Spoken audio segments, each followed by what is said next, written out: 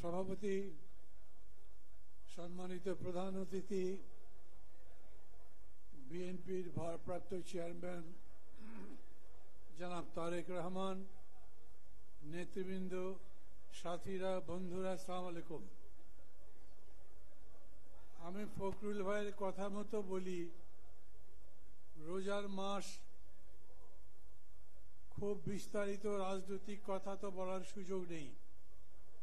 শুরুতেই রমজানের শুভেচ্ছা জানাচ্ছি। আর একেবারে স্পষ্ট করে যদি এই সময়ের রাজনীতির কথা বলতে হয়, তাহলে আমাদেরকে সংস্কারের কথা বলতে হবে।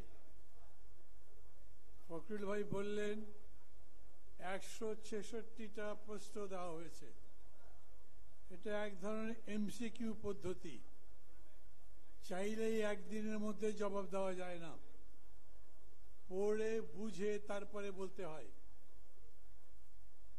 তবে যে প্রশ্নটা উঠেছে, এই 166 জনের মধ্যে কেটে ছেটে সংস্কার ছোট করবার সুযোগ নাই।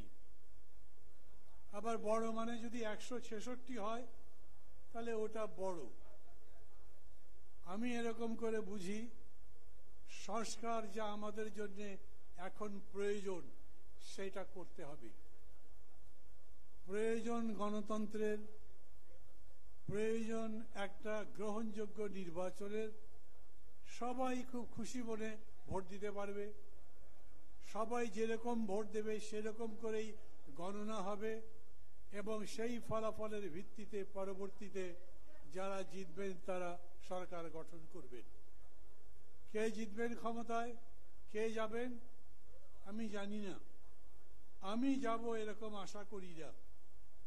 কিন্তু ফখরুল ভাই যদি যায়, আমার যে মন খারাপ হবে সেরকম না। অন্য যে কেউ যদি যায় তাও আপত্তি করবার কারণ নেই।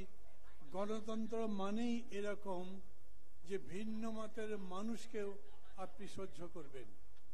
আমি চাই এই রোজার মাসে সবার মধ্যে সংযম হোক, ধৈর্য হোক। নিজের কথা বলেন, অন্যের কথা শোনেন। নিজের কথা বলেন, অন্যে যাতে কথা বলতে পারে সেই রকম কথা বলবার পক্ষে পরিবেশ তৈরি করবার জন্য কাজ করেন। গাজরি চলবে না। নিজের শক্তি প্রতিষ্ঠায় ক্ষমতা প্রতিষ্ঠা করতে পারবেন না।